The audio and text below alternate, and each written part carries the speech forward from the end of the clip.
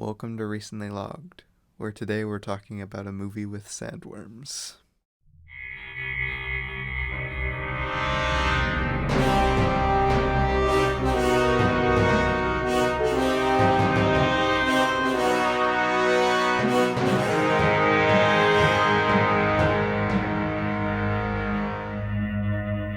Hello, people, everyone. Hi. Here we are. We're back. We're doing it again. Day after Halloween. I thought you were gonna say like day after day. I'm like, Micah, this is a weekly podcast. No, it's we're doing the spookiest movie we could think. The spookiest movie we could think of. Timothy Chalamet has a lot of screen time, so a scary thought. But yeah, for those of you who don't know, actually, a little opener thing was a reference to our last episode, which was a reference to Dune.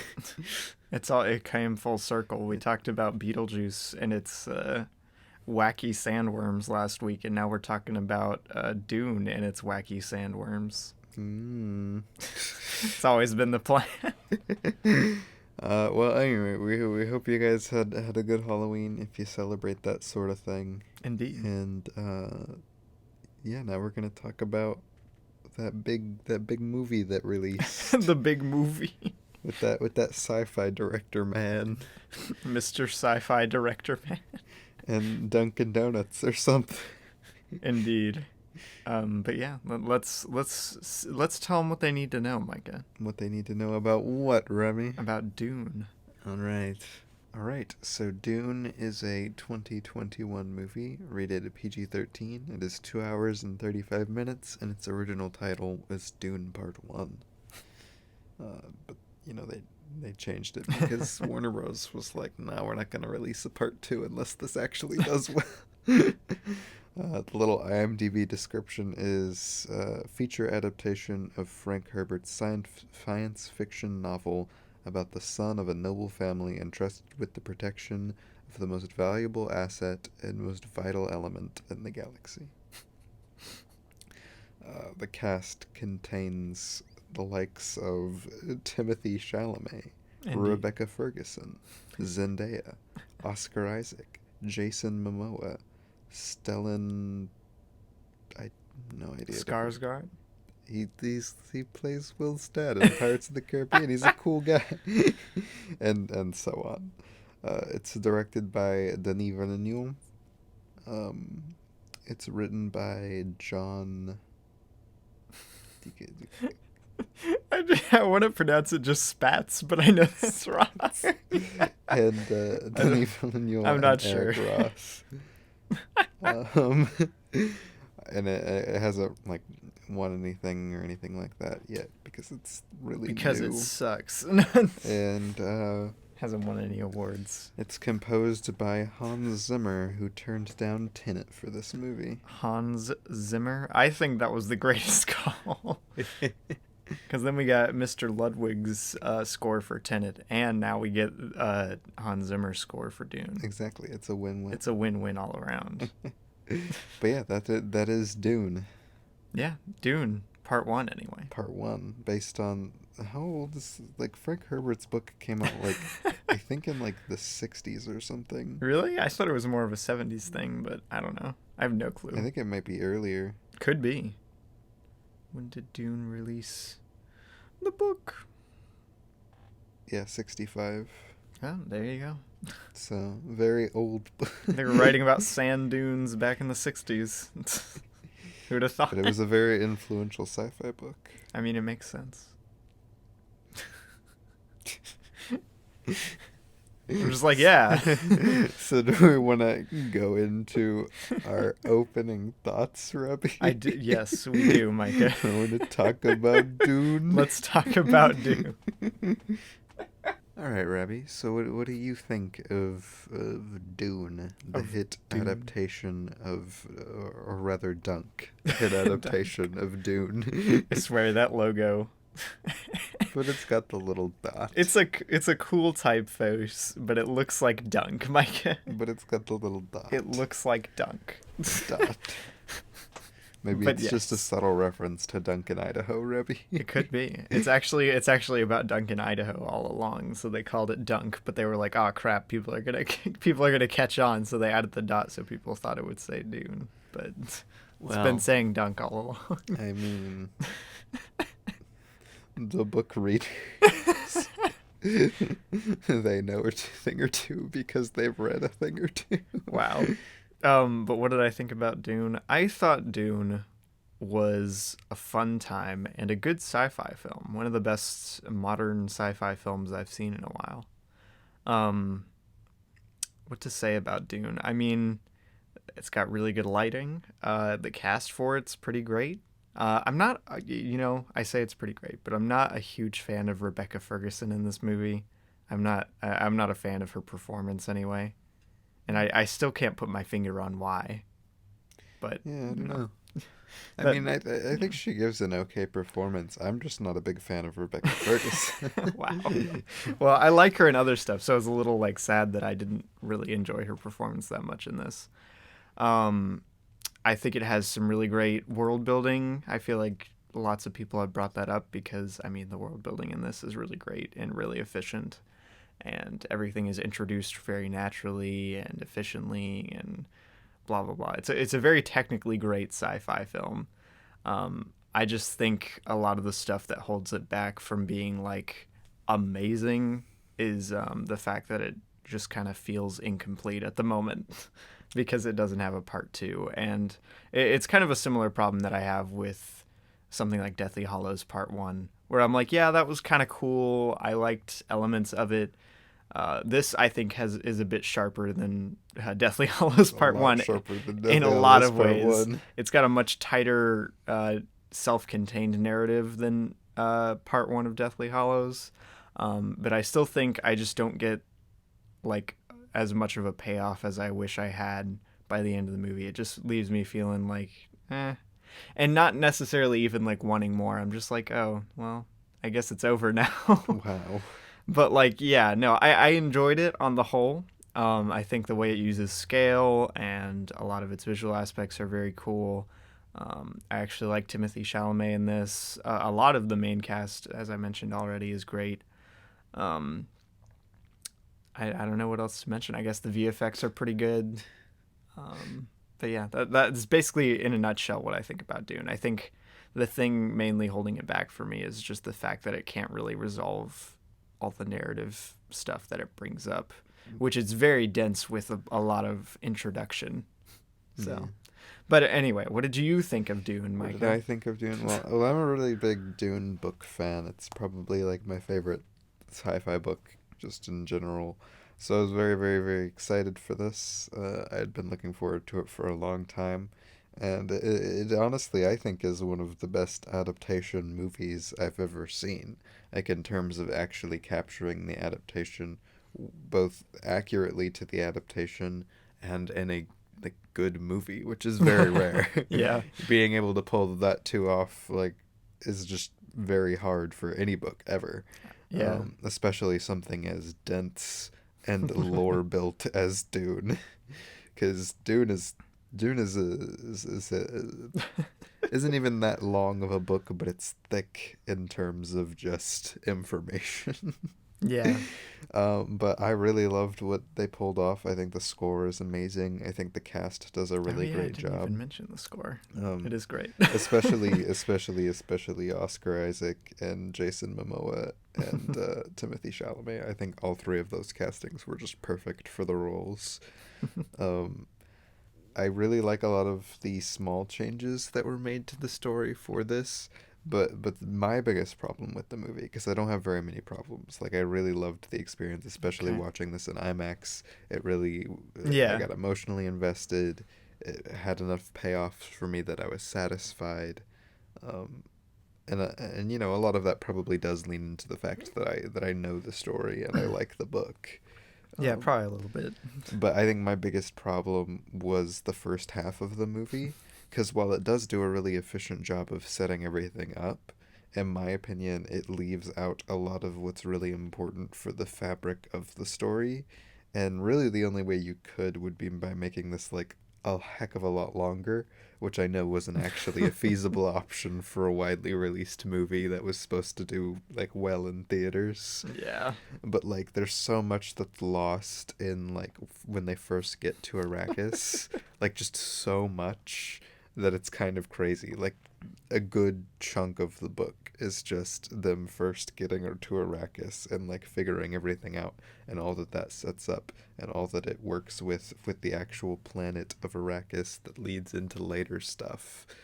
And it just kind of feels, and I don't know, I struggle like trying to view it from an objective standpoint without knowing the book. Like I try to think like, do you see this as a problem with the fact like being that you don't know what you're missing I out on? mean, you mentioned like a few plot elements to me, and I'm like, oh, that's kind of a cool idea, or that would have been neat to see.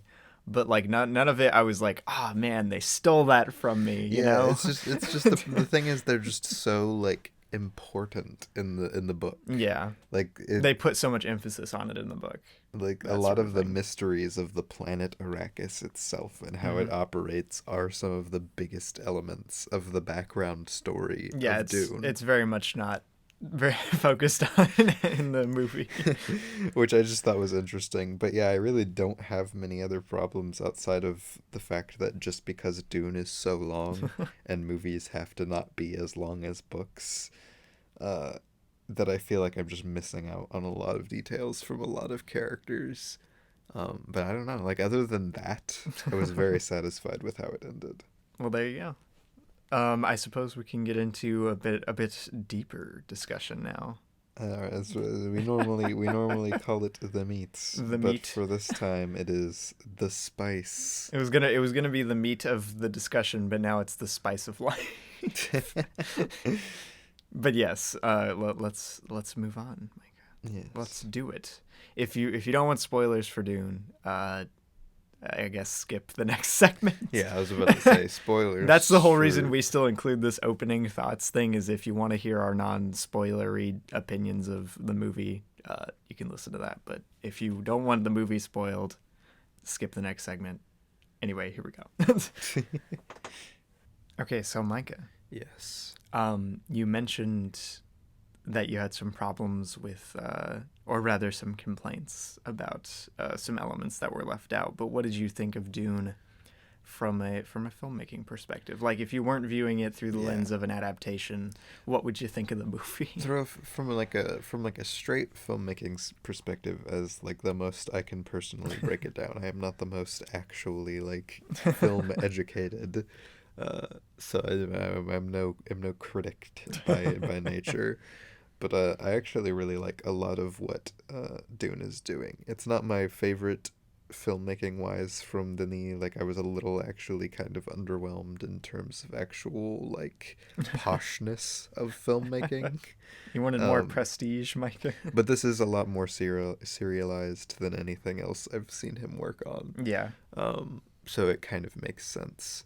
But one of the things I was actually kind of worried about when I first like heard Dune was getting made like as an adaptation was that uh, desert movies can look really bad. They can look really, They really often bad. do. And there are obviously a lot of really great examples of desert movies looking good. Lawrence of Arabia looks good. Mad Max looks really good. Or Fury Road specifically, Funny that you anyway. bring up Lawrence Arabia. Funny. But I think they did like a really good job. And while, like you said, while we were watching it, it's very fairly desaturated while you're watching it. It still does, in my opinion, a really good job using their lighting and using the specific colors here and there to really get a unique look for the difference when they're on Arrakis. I really like the editing. I really like the soundscape of the movie. I think some of the elements, like using the voice, are really done well. Yeah, no, the sound design And in this is great. like Paul's like prophetic dream sequences, I was very curious of how they would pull those off, and I think they do a really neat job. Um, and like I don't know, I think it's fairly well paced, and I think the cinematography is good, and There you go. I don't have any huge complaints. I will say, because the VFX are good most of the time, but there are actually a couple things here and there in the VFX that I do not like. Yeah, I think this movie's gonna look dated in a few, like maybe in like a decade or so. Yeah, there's a shot that looks dated right now. I don't understand. So during one of the dream sequences, Paul like sees like a little bit of the future, The future. and it's a bunch of the Fremen fighting the Sardaukar in some kind of holy war Oh no, already. I forgot about that shot. And just the entire battle sequence looks really not great. Yeah. Like they're going through, and you're like, wow, that sure does look fake. But then like it turns around and the helmet opens up, and it's Timmy. Timmy's face is inside, but his face isn't really inside. It's added through CGI, and it just looks really bad. Yeah. It's one of my least favorite things in movies, just in general, is when they do like helmet effects, like putting a head in a helmet and like just wear a freaking helmet, and it just doesn't look good. Yeah. That's funny though. No, if there was one thing that yanked me out of the movie when we were watching it the first time, it was that. And I was like, oof. Yeah. Yikes. Because, like, watching this in IMAX, it was, like, a really immersive experience, and then that shot hopped up on the screen, and I was like, no. I suppose. Yeah, what do you think of the filmmaking in Dune? Just filmmaking? Filmmaking wise, I really admire a lot of things about it. Like the sound design and the score, and I mean, what else? The editing actually is pretty great. I don't know. The cinematography I'm kind of torn on. Because I feel like some moments don't have as much impact as I like wanted them to, from a visual standpoint. Like it seems kind of watered down compared to something like Arrival or something like that. You know, like it feels like they could have gone a step further, but they didn't. They dialed it back a little. I think a lot of that is that they wanted it, like, I don't know, I feel like if you would have gone too much tighter in the cinematography, doing something like that feels more like his other work, it would have given a different like feel to the movie that I don't really think it was going for. It definitely would have given a different feel to the movie. Like, I think as much as this movie wanted to be like as serious as it is, it also wanted to keep it kind of like lighthearted and sweet feeling, and I feel like a lot of that would have been taken away if you would have done like hard cinematography on it. I mean, I suppose so. I appreciate how free-flowing it is a lot of the time. I just wish it had more of a visual impact, and not necessarily like, oh, flashy visual kind of thing, just a bit more punch to the composition and stuff like that. I agree with that. I do wish that there was like just something more. Yeah, I don't think it's something to inherently, spice it up a little. I don't think it's inherently just get it spice it up a little. I don't think it's inherently just like the way shots are framed, but there is something about this movie, especially being that it's so long, that when you watch it, it doesn't really do a whole lot visually differently throughout the movie. Yeah. So you're left with a lot of just the same looking visuals. Sure, like the lighting changes. I was about to say the visual storytelling in this is not ideal, is what I'm saying. Yeah. Like it could have been a lot tighter. Like a lot of the time, you probably wouldn't know what was going on if you had the sound off for this. Yeah, and I mean that's a lot of the nature of Dune, especially the first half. Well, of yeah, Dune no, is just a lot of people talking. I get that it's a lot of people talking, but still, like, there's not much. I mean, like, obviously it's there, or otherwise it would be completely stilted. But it's not as elegant as I wish it was. I can agree with in that. Presenting in dynamics and stuff. Yeah, because there are a lot of instances that, like, especially in the first half, I will say, because like I said, I think the first half is what I have the most problems with. That, like, you're just not getting much from the visuals. They look good in my opinion, but they're just not delivering in terms of actual visual storytelling. Exactly. That's what I'm saying. That's my big complaint Wow. I didn't get visual And storytelling. I will say this too. I like that this has as many nods to the books as it does, Mm-hmm. both future books and just the first book. Um, but I do think it spends a weird amount of time on them. Like, and I don't know if this is like a thing for you, having not like read the I'm books and not really stuff. sure what you're talking about. But like, I don't know, it just felt weird to me, like certain shots, like shots of, like, keep going back to shots of the bowl stuff, which doesn't come really into play until like a lot later in the book series. Hmm. And there's like a lot of lines pulled directly over, and a lot of stuff that just feels kind of like it was there just to be a reference, if that makes sense. I actually wondered about the bowl thing, like the bowl head. Because it doesn't They really put make sense so much emphasis without, on it. yeah, it doesn't And I'm really make like, it. okay, is this like 2001? Am I gonna have to try and extrapolate some meaning from this? No, it's something from one of the later Okay, books. so like the book already has like an assigned meaning to it and emotional weight to it, right? Yeah. But like I don't really, I was like, yeah, it's the bullhead, I guess. Yeah, I don't know. There it It is. wasn't inherently like a big problem, No, obviously. no. I just thought it was very interesting on a first and second and third viewing, though each viewing it kind of like I just kind of paid attention to it less because it's not like that in your face or anything. Mm-mm. I just thought it was very interesting that they do spend a lot of time um like just kind of being like, ah, look, the book thing, without really, in my opinion, like doing that well of a job of capturing a lot of the elements that I think make the first half of Dune really fun. Um, because like even all of Paul's visions are done a lot more vaguely in the book. Oh, really? Um, it's supposed to be a much more of like a he sees the entire future, but it doesn't really tell you what that Yeah. is. Interesting. And he's supposed to see like different paths of how the future could be, which is kind of touched in this. It's like Nicolas Cage's Next.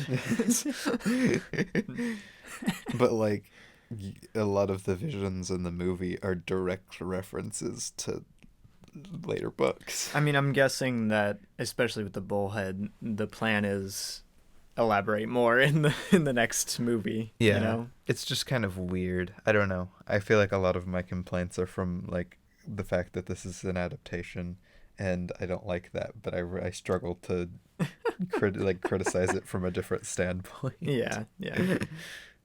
I mean, I don't know. It's interesting because I wouldn't usually be like a fan of something like this by the looks of it. It just looks like another boring sci-fi film, but it does do a really great job of keeping things interesting throughout. Yeah, I think for the most part. I think Dune has a very interesting world. I think it's honestly one of the weirdest sci-fi worlds you could adapt to the screen. And it didn't fully get into that in this because it's kind of easing you in.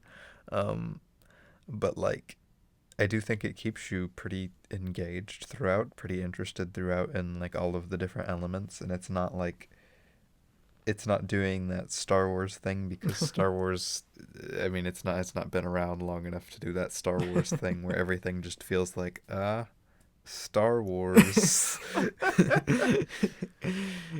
So it felt fresh, and I was happy with that because a lot of things when you're making a sci-fi movie that was so influential to other sci-fi stuff can feel kind of like, here's the sci-fi stuff. Yeah. No, and when I say like this kind of sci-fi film, what I mean is like really deep into its world building sci-fi films. Kind of fantasy sci-fi. Exactly. Yeah, it's something more in that vein. Just because I'm not going to say most, a lot of the fantasy and sci-fi films like that I've seen do a very clunky job of introducing you to the world, and it's very boring for about half of its runtime. Yeah, that kind of sci-fi is interesting because half the time, of course, it's a book adaptation, and half the time the books are just a better form of storytelling for what they're going for. Exactly. And I will say, I do honestly think that Dune is still, like, the book is still the much superior version for telling this story. But I think having the story, this movie pairs really well in bringing a lot of that alive visually and, like, from a feeling standpoint for me, especially with the score and everything. Yeah. Like, I really got into it. But and that's why I struggle so much to view it as a standalone movie, is because my experiences with it have not been as a standalone movie, but as kind of like a cool little visual pairing with the book. Yeah. It's Micah, the trick is it's actually a visual album by Hans Zimmer. I believe it. Though I do have another question. I have a question. Okay. What is your favorite scene or sequence? Oh, Since no. we've been talking for a while and we haven't talked about that. I don't know, Mike. Yeah, it's kind of weird with this movie. Sheesh. Because this is a very flowy movie. Yeah, I was about to say it. Like I mentioned before, it has a pretty good sense of narrative pacing, so you don't go too long without something happening. The pacing that's such an important element. Like, it's not even like outstanding pacing; it's good pacing. But like, pacing is so important for solid. movies like this, especially. I'm so glad this movie isn't boring.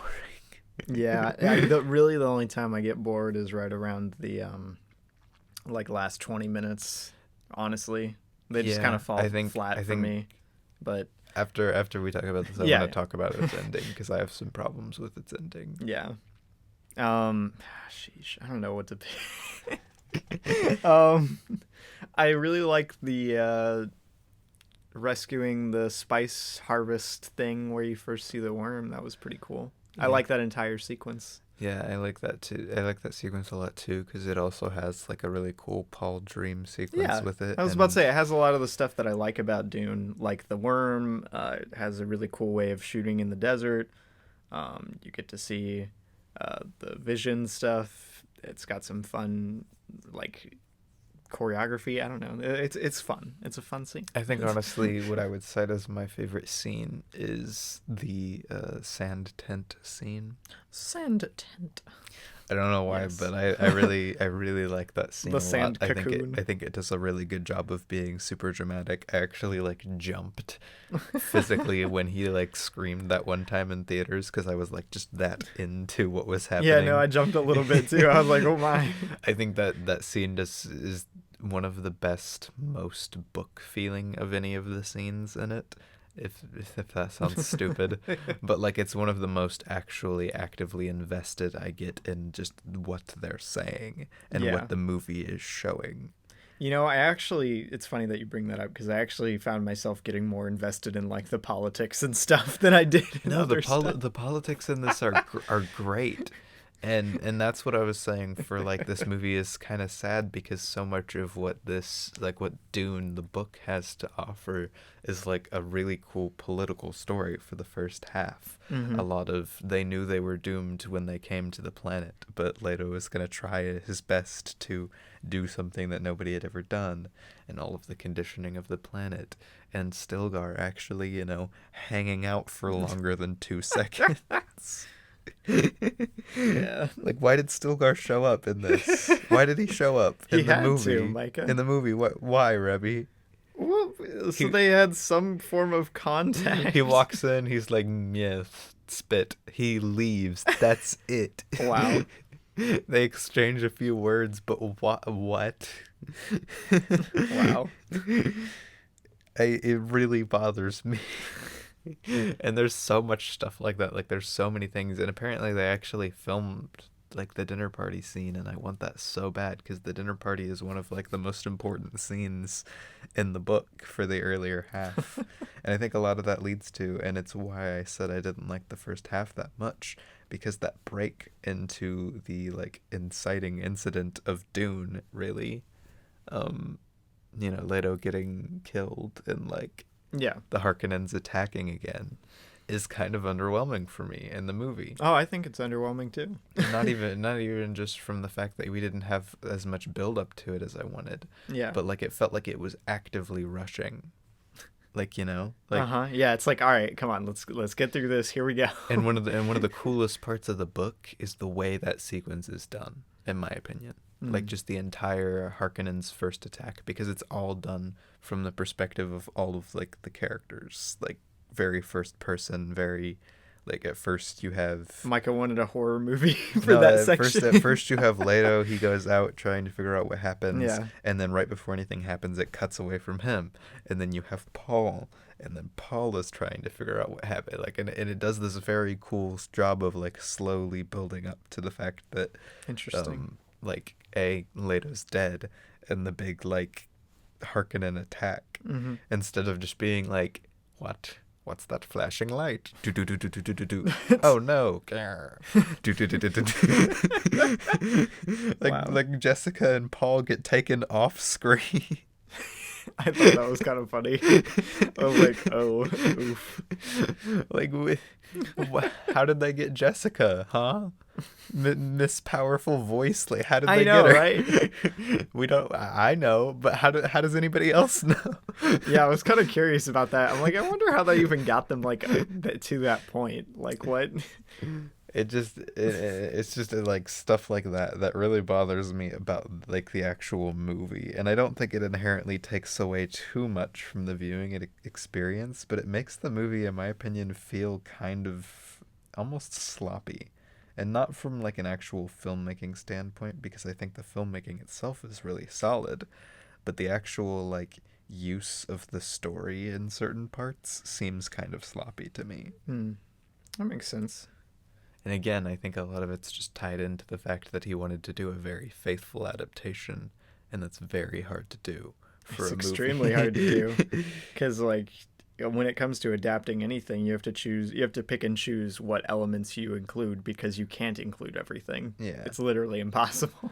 And he wanted to stick like his expressed goal, and according to any of the interviews I've seen and even some of the IMDb trivia and stuff, is that after seeing David Lynch's Dune and reading the book growing up, he just wanted to make a very faithful adaptation. That he was wanted his to goal. make Dune. He wanted to make Dune, and I think he mostly succeeds. I see. But here we go, Ruby. What do you personally, and I'm very interested to hear you talk about it critically before me, because again, I have the stupid context of the book, which kind of rules my experience of this movie. What do you think of the ending of Dune Part 1? I think it's a really oddly anticlimactic ending to the whole movie, and that's part of the reason I feel kind of lukewarm about it. I'm trying to think of like a good reason why, though. I think mainly it's just because it hasn't dedicated nearly as much time in its narrative to like desert stuff, and then that's the entirety of the last part of this movie. Yeah, and even then it can't spend the time that it needs Exactly. to in the desert. Yeah, so it just feels kind of like this weird tacked on like last part of the movie. Yeah, and in my opinion, it feels like they don't even really struggle to get through the desert at all. Yeah, no, it seems like a breeze, honestly. like Jessica's supposed to be having a real rough time in the desert. Paul is supposed to be doing slightly better because, prophecy. But like Jessica's supposed to be having it rough. Bro, they're just tap dancing through the dunes in the last 20 minutes of this movie. Because I actually have a specific thing that I think that I want to say, but is there anything else? No, I don't. Like I said, I really haven't been able to put like my finger on what kind of doesn't sit right with me for the ending. But so the ending itself is very, very interestingly done, in my opinion. Like just on a whole, because again, I feel like Denis was playing so much with the fact that he knew how the story went, and he said in the past he made this movie pretty much solely just for him. Yeah, it was him, the Dune nerd, wanting a movie. But I think it does this weird thing of like with all of his visions, like I don't know if it wants to play with the audience to make him think that Paul's gonna die in the end of the movie, because he's supposed to like metaphorically die in the end of the movie. Yeah. but like it does all that weird stuff with the vision, and I feel like that's supposed to be so much of the tension of the movie for the latter half is like Paul's visions and what they actually mean. Um, and then you have some of my favorite sequences with those visions, and then you get to the actual final like scenes, and I think the fight itself is really great. I loved the actual fight. Besides its filmmaking, its cinematography anyway, feeling kind of stilted in terms of filming it. Yep. I really liked how they did like the final fight. But the problem is, what is that a payoff of? Exactly. That's my point. Like that's probably why it ends with like this dramatic event. It's probably in the narrative it's the first, of the entire it's the thing. first step Yeah. towards stuff that happens way down in Dune Messiah. Same with half of his visions, the stuff that doesn't happen until the actual next book. Not even Dune Part 2, but the next book. And it feels so much more invested in setting up Dune Messiah and like all of Paul's stuff. He kills somebody in this, his first ever murder person. Yeah. And that's very important for Dune, like for Paul's character in Dune. But it's not a payoff of anything in this. In fact, we don't even know he hasn't killed anybody. Until she just like mentions it while they're in the middle like, of a fight. Is he toying with him? No, Paul's never killed anyone.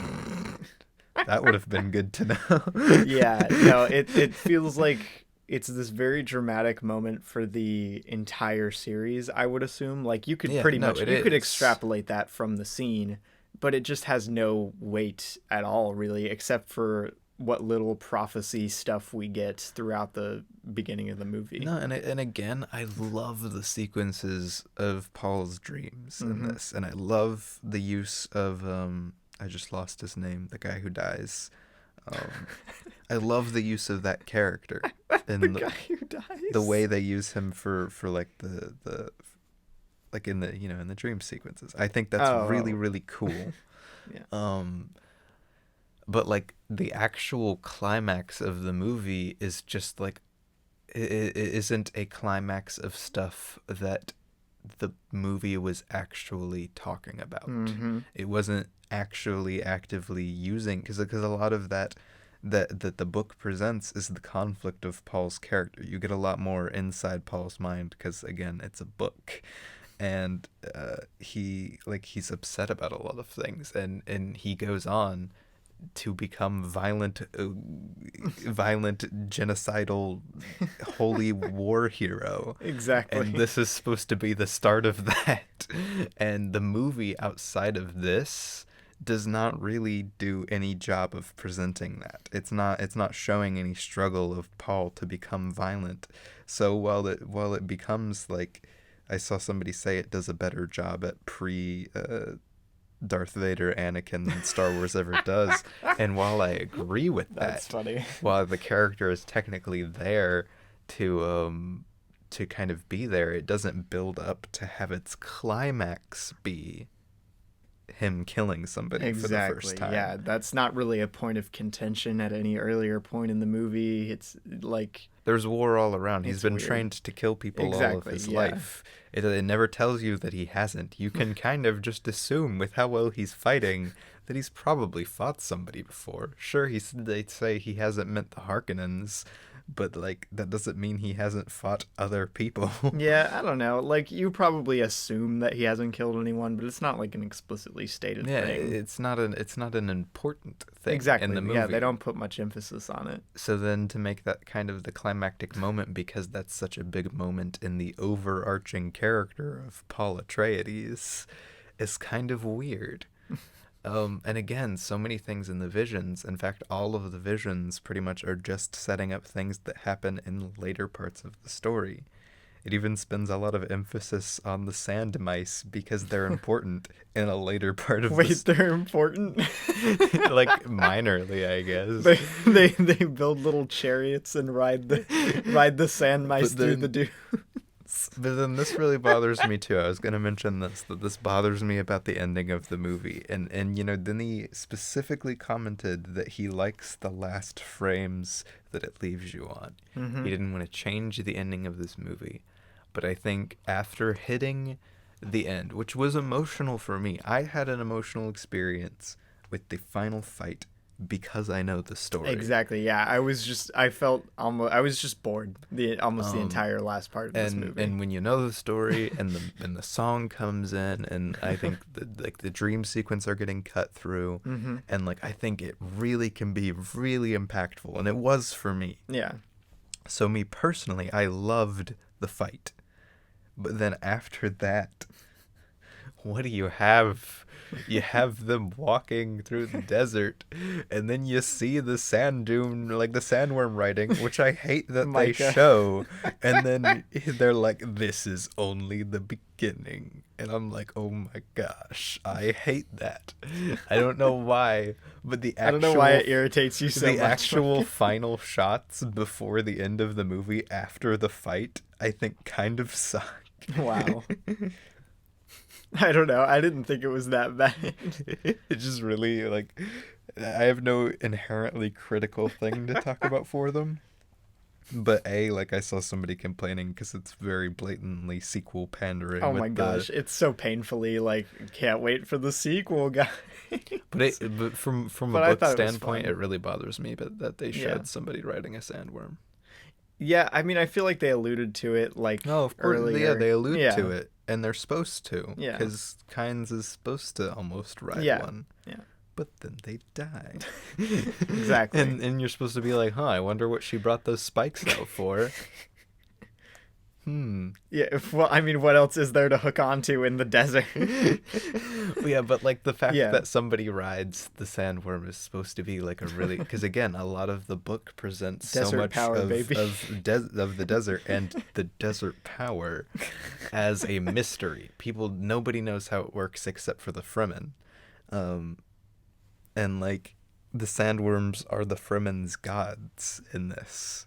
And there's so much stuff and so much I'm very interested to see how they adapt the second part of Dune, because half of the next part of Dune is mostly just everybody hanging out in a cave, getting very high and doing a bunch of holy rituals.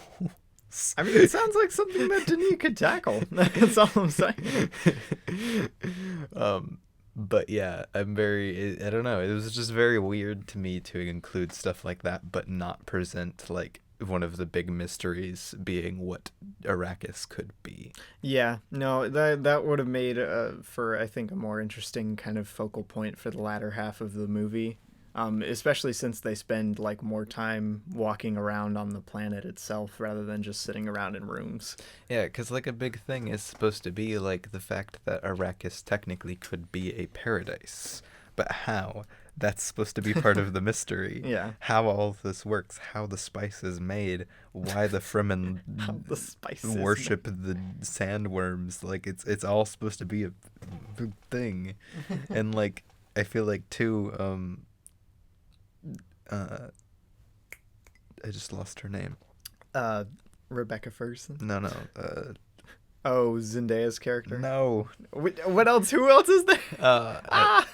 It's not. Is it Dr. Kynes? I think it's Dr. Kynes. Maybe. I don't know why. Micah, I don't know who you're talking about. Doctors. Yeah, Kynes. Oh, okay. Okay, so in Dr. Kynes' character is supposed to be very mysterious because she's not born Fremen, but she's a very important character in their society, and again, that's supposed to lead into mystery. And when they go into the old research lab, it's supposed to present more, and it just, that is what I think they should have focused on, as a climax for part one, like you said. But it felt like they were very uninterested in telling that. They could have focused on the politics. They could have focused on big Arrakis mystery. Yeah, I was about to say. But instead, for the climax, they focused on Paul genocide. Exactly, yeah. They set up Paul's interest in the Fremen and the planet. The Fremen? The Fremen. Yes. The Fremen, Rebby. Oh my Fremen. gosh. But yes, they set up both of those things in the beginning of the movie. It's one of the first things we see.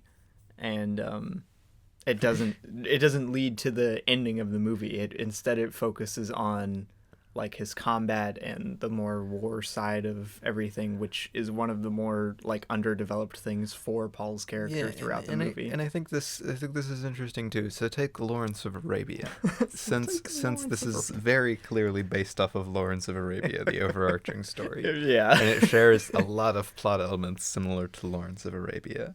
So what this movie effectively does is it hits that first Lawrence killing somebody moment. Mm-hmm. Far before it actually covers Lawrence's true interest in the desert, in the way of the Arab people. Yeah, which is a very explicitly like, oh my goodness, this is a very huge part of Lawrence in the first chunk of Lawrence you spend of like Arabia. an hour yeah, exactly. with Lawrence just being a weirdo in the desert. He's just like, oh, whoa, a camel. That's literally the first half of Lawrence of Arabia. And like, I wanted Paul, because like the whole thing, part of the prophecy is that he knows like their ways with, Mm-hmm. and like he's supposed to be in the book like very like he doesn't know how he knows their ways, and he's just fascinated with it. Yeah. And I mean, yeah, they show him looking at the books before, but he is supposed to, and like, you know, walking around and like being more interested in the culture than any of the other people who came from Caladan. Mm-hmm. But yeah, at the same time, it doesn't actually explore really much of his character, of why he cares and why, like, because it kind of just seems like he's a bored kid just kind of walking around the planet. I can see that. Right? Like, to me, like that scene with the palm trees and like the Yeah, people, no. instead of being like him being like fascinated with their culture and like, you know, the use of the spice in their religion. Yeah. He's just kind of like, this is a cool new planet. It's a nice place to hang out. Yeah, I was about to say, I have expected him to like pop a squat beneath one of the palm trees. And just be like, Yeah, no, I very much get what you're saying though. But yeah, I don't know. I struggle with this movie because I think it's a fantastic use of the story for me personally. Mm-hmm. I get why Denis would really love this movie because I really love this movie. But at the same time, I do have a lot of problems with just how it goes about. And they're not even inherent problems from like, this was done wrong. This is an objectively wrong decision. It's not wrong. I can't claim that. It just bothers me with the story because it feels like Dune Part 1 is not focused on anything in Dune Part 1.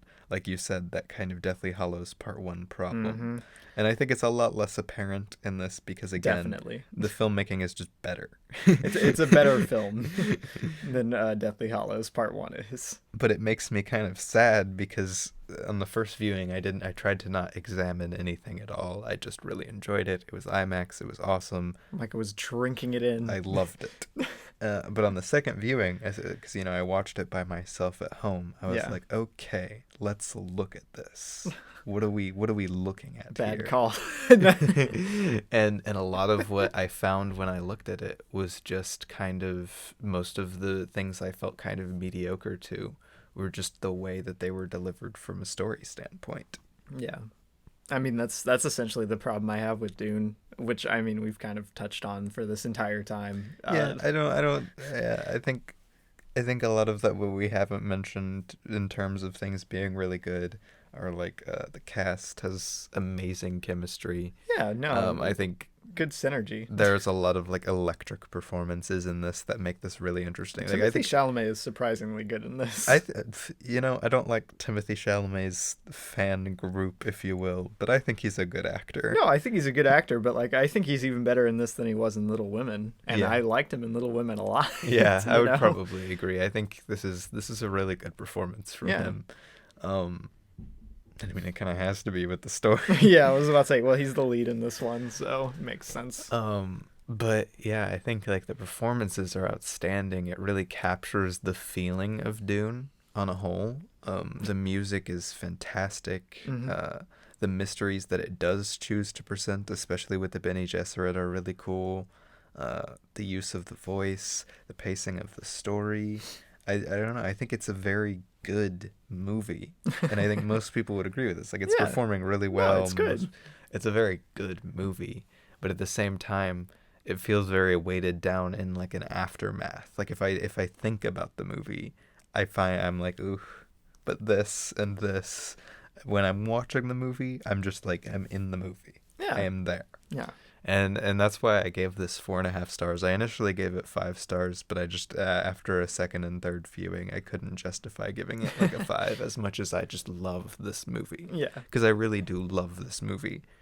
I hopefully my favorite book movie adaptation I can just give a 5 with a clean conscience, because Life of Pi is my favorite book like of all time. It's kind of funny that we both have like religious centered books that are about a journey as our favorite books, but yes, I'm very much looking forward to seeing Life of Pi. Hopefully it's very good. You know what one of my other favorite books is, Ruby? The Bible.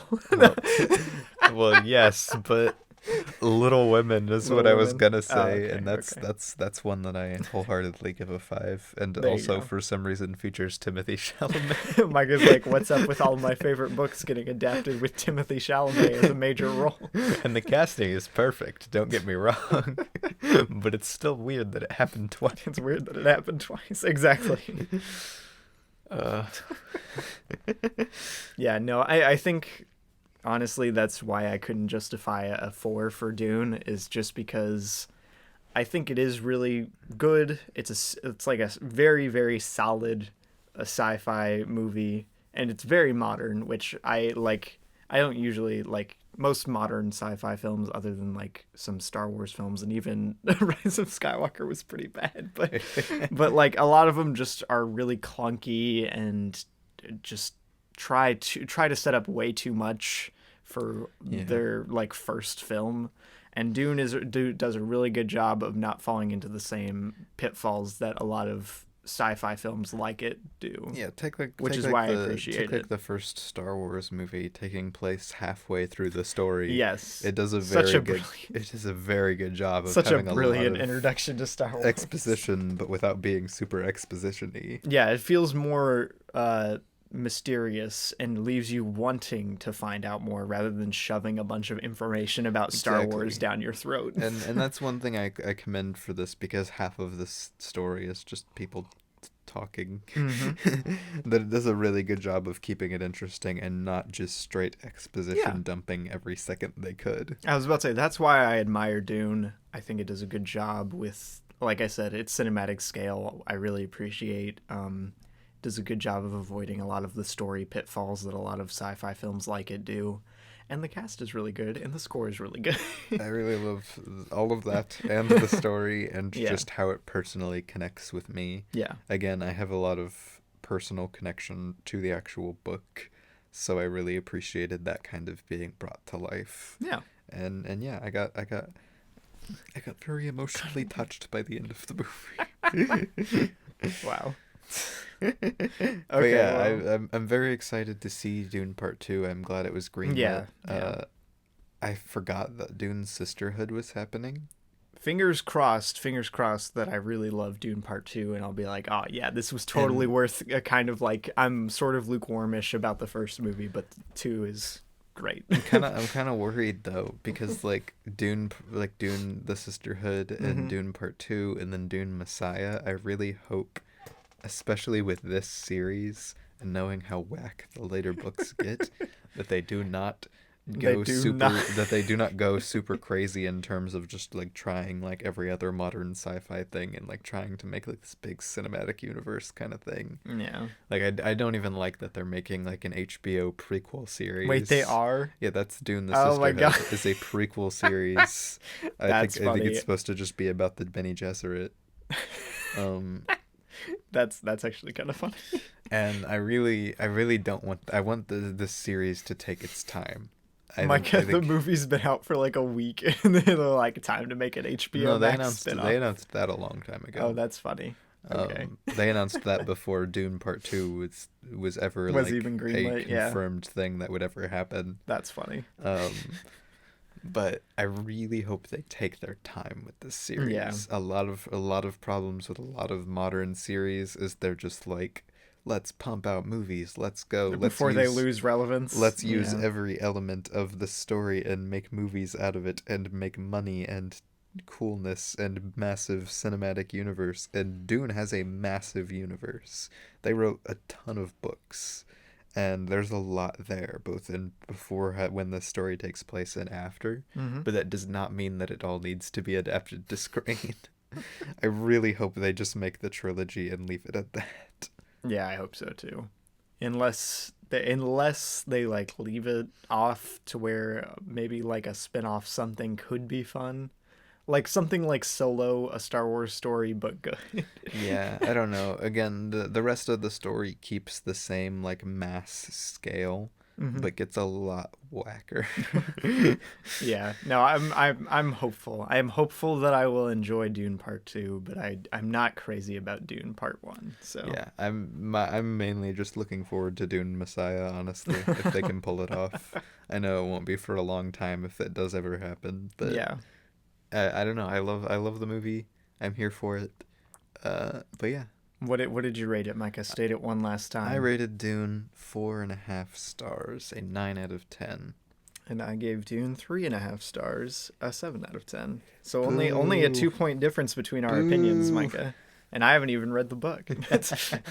Yeah, I think it's interesting that I think that the book has affected my viewing as much as it has. I mean, I knew it would. Yeah. I mean, that's anything, really. Especially with it being one of my favorite books. Like, just, Yeah. it's hard to not have them be connected so much. I was about to say, if you like a book that's getting adapted into a movie, that's a bit of a difficult hurdle to get over. Like, because I read something like Prisoner of Azkaban, just as an example, and I was like, yeah, the book was all right. And then I watched the movie, I'm like, oh yeah, buddy, the movie is so much better.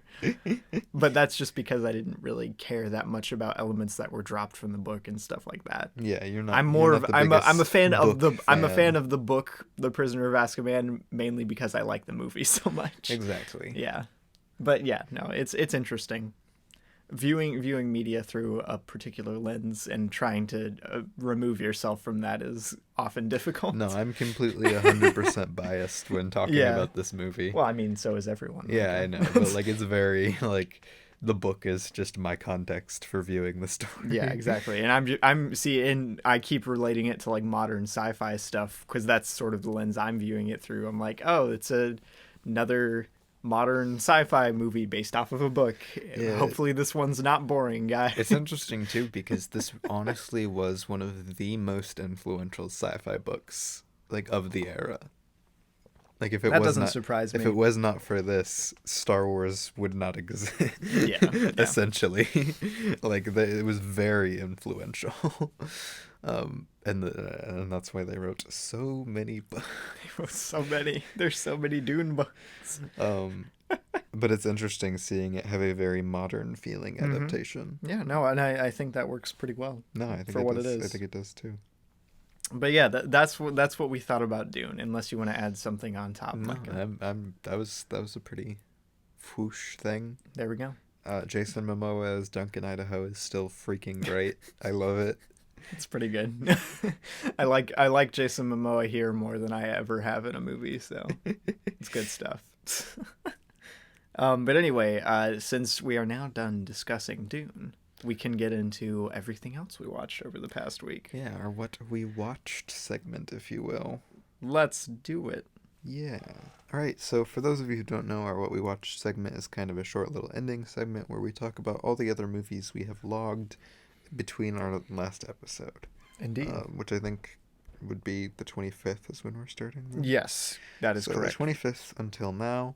We just go over them briefly, say our ratings, say tiny little opinions on them. Tiny little opinions. So the first thing we started off with is the Lego Movie. Yeah.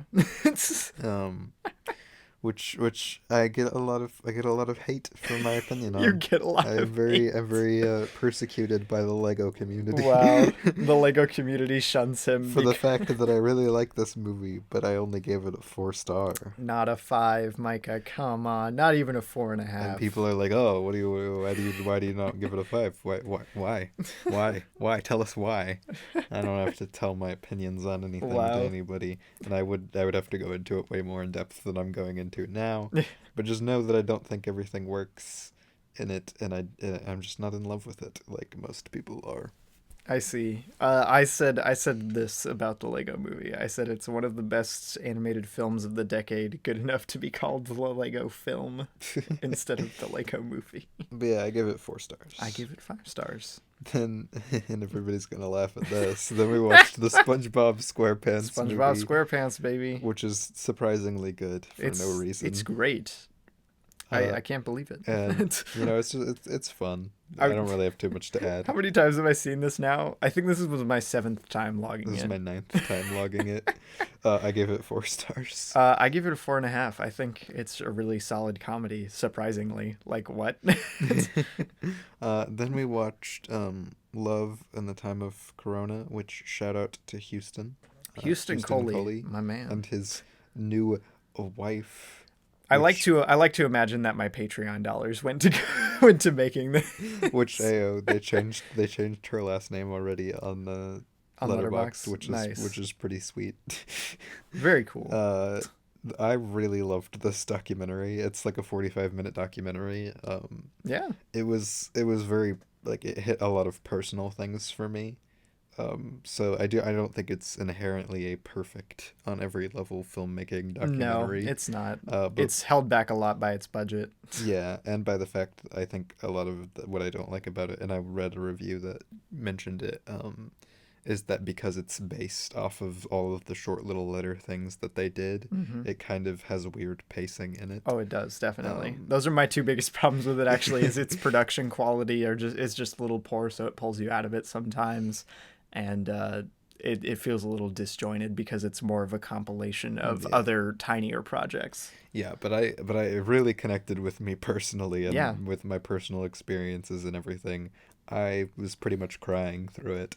So yeah, I gave relatable. I gave it 5 stars. Yeah, I gave it a 4. I think it's one of the most personal documentaries I've ever seen, and its experimental quote unquote qualities really work well. And I'm very much looking forward to seeing the sequel. Yeah, I can't wait to watch it. Yeah. Shout out to Houston and Debbie. Out there doing the most. Good stuff. Imagine 2 filmmakers seeing each other and making it work. Exactly. Exactly. Then we watched. Then I watched. Then you watched. Sorry, watching things without me. Exactly. I watched this while you were at theater, Micah. Ugh, I can't believe I have like Theater. extracurricular activities. I have no life outside of movies and work, Micah. That's the rule. I have YouTube, but that's technically work now that I'm making money. Exactly. But yes, I watched The Fly, the 1958 The Fly, not the Jeff Goldblum Cronenberg remake from the 80s. And the 50s The Fly, I was kind of blown away by. I did not expect it to be nearly as good as it was. I was kind of expecting like a passable, like just another kind of notch in the old horror movie belt, you know? But it was actually really great. I think it's a surprisingly emotional and tragic movie, which I still find it kind of funny that I'm saying it about The Fly. I'm like, oh, it got me tearing up at the end, bro. But like, it's actually really well handled in a lot of its horror elements. The central relationship is really good. Patricia Owens like destroys this role in a good way. Yeah, no, I really enjoyed it. Definitely check it out. It's free to watch on Peacock right now. Go watch The Fly. It's nice. Good stuff. Good. Very good. Very good. Very good. Exactly. Then after that, we rewatched The Matrix. We rewatched the greatest movie ever made. Well, they don't know about that, but it is very, very good. It's so good. I don't really have anything to say about it besides the fact that it's outstanding. I was about to say, it's like one of the greatest sci-fi movies ever made. I give it 5 stars. It literally has the perfect like climax to its story. We're talking about how disappointing Dune's climax was. This has like the perfect climax. I don't even like certain elements about the climax just from a personal opinion on stuff standpoint, but it's still so good. The Matrix. I love The Matrix. I actually ended up slipping it in my top 4 movies of all time after we watched it this time. I love it so much. Then after that, I watched Howard Lovecraft and the Frozen Kingdom. Just don't. Don't bother. Don't even look it up, Micah. Don't even look it up. Howard Lovecraft in the Frozen Kingdom. I gave it 2 stars because it was in some ways competent, but no. Bad. Bad movie. Wow. Then we woke up at like 6 in the morning and turned on A Brighter Summer Day. We can wake up at like 6 in the morning to watch a movie, but we can't wake up at like 8 to record the podcast. Listen. The day after Halloween, man. We got that sugar crash hard. We ate so much candy yesterday. We ate so much candy. But anyway, yeah, I had never seen it. I had bought the Criterion for it per Robbie's suggestion. I figured you'd probably like it. And I did really, really like it. It's got like everything you like in movies, Mike. It does actually. I did really like. I think I liked a lot of the elements a little bit more than how the story actually comes together. I was about to say, I figured one of the dangers of like me assuming you'd really love it, like I figured you'd like a lot of the elements surrounding it, but I didn't know if you'd like the full picture of and full scope of the movie. Yeah, I just think it comes together in kind of a weird way in terms of the mass of the movie. Oh, it definitely does. Which is why I gave it 4.5. That's my biggest problem with 5. It, yeah. But like that's it. Other than that, I just really loved it. Bro, I said I'd take an entire movie about the band in this movie. It's great. They are amazing. Brighter Summer Day, baby. Check it out. I can't wait to watch Yee. Yeah, no, Yee looks like so much fun. Can't wait. Then watched Dune. Dune. Then we watched Coraline on Halloween. Halloween, baby. I did a video about why I think this is the perfect Halloween movie. It's very good because we've watched it for like the past 3 Halloweens. And this would have permanently scarred me if I'd have seen it before the age of like 12. It's horrifying. This is kind of spooky a little and a little disturbing at times. Very disturbing. This movie would have messed me up. But it's really great. Henry Selick's direction works really well here. I think it's probably Henry Selick's best movie. Oh, no, it's his best movie. Nightmare Before Christmas. I adore Nightmare Before Christmas. You can go listen to our episode about it. But Coraline's just better. It's so good. And I think I'm finally buying into Micah's final theory about her never escaping. Yeah, because it makes perfect sense in reality, but like I don't want to believe it, Micah. You don't want to believe it? It's too terrible to think about. Ravi, I don't know. That garden shaped like her face. Oh my gosh. But yes, no, Coraline is great. I actually ended up bumping it up to a 9 out of 10 instead of an 8 out of 10 like I used to have it at.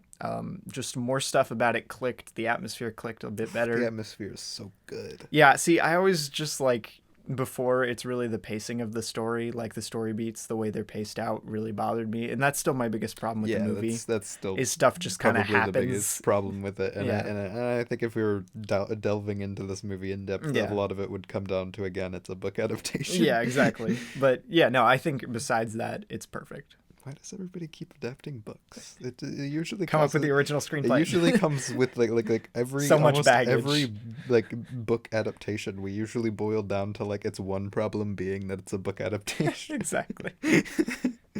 Maybe we just don't like book adaptations. Oh, I love book adaptations, but just like write some original stories, guys. Speaking of book adaptations, Micah, this is a comic strip adaptation. It's a Great Pumpkin, Charlie Brown. It's the Great Pumpkin, Charlie Brown, where all of the legal jokes are front and center. But yeah, it's good. It's a good thing. No, I like it. It's not as good as some of the others, but it's very nice. Again, the atmosphere and all Charlie Brown stuff is literally tangible. It's crazy. I was about to say this 60s, like the run of specials that they did for Charlie Brown in the 60s is like peak Peanuts content. Indeed. like even I'll actually take those over the comic strips. Like the comic strips are great. I love the comics, but there's just such a great quality. It's like the perfect cast. And the perfect cast and the animation yeah, style the animation, and the music. It's great. And I think it's an elevation of the original work. Exactly. Honestly. Yeah. Good adaptation. Like keeps the spirit of the original, but it also elevates it and adds a new dimension to it. Exactly. I gave it an 8 out of 10. Then we watched Hubie Halloween. Yeah. We wanted to finish off Halloween with a bang. And we sure finished it off with something. We finished it off with a pretty fun, like, small air horn or something. I don't know. Yeah, we did this movie on the podcast. Yeah, we did a whole itself. episode about it. It's still like awful in some ways, but really good. Oh, in it's others. absolutely terrible in a lot of ways, but like I think it's really great in a lot of other ways. Yeah, so. it's just a weird hodgepodge of being really fun. I give it 3 stars. I will say I admire any movie that commits to doing something and does it the entire movie. There are so many bits that just wouldn't happen. Exactly, yeah.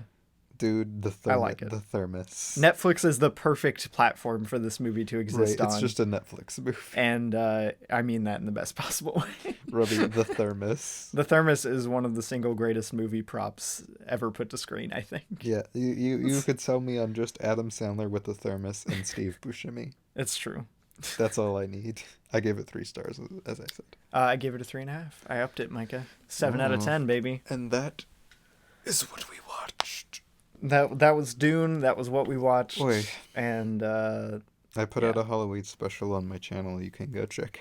I didn't do anything over the month of October. I put out my blog post about everything I did in the past month, and it turns out I did absolutely nothing in the past month. I got a Midnight Mass video coming out soon. Yeah. So that'll be cool. I just need to finalize the script and get production on it. If you want to check any of that stuff out, there are links in the description to all of that. So yeah.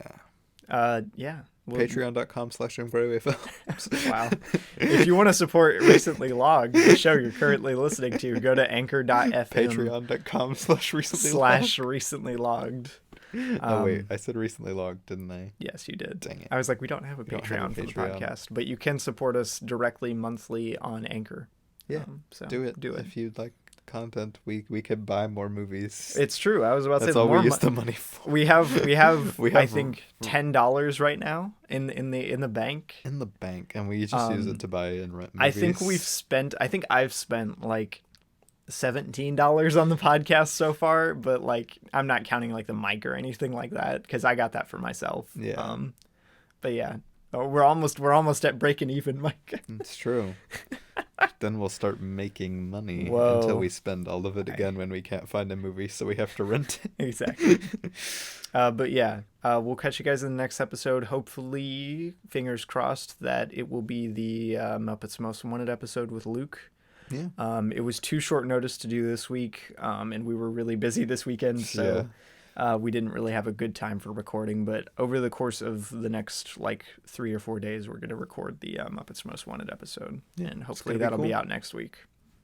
And that was it. Watch Dune. Watch Dune. Watch The Matrix. Watch The Matrix. Watch A Brighter Watch Summer A Day. Brighter Summer Day. Watch Love in the Time of Corona. Oh yeah, definitely watch Love in the Time of Corona. It's only like 45 minutes, dude. That's like 2 Office episodes. Go for it. What? Office episodes? I'm leaving the podcast. No, Mike. Just a time reference. Most people have seen The Office. There's an Office reference in here associated with a sorry. great documentary, and I'm leaving. It is immeasurably better than most of The Office.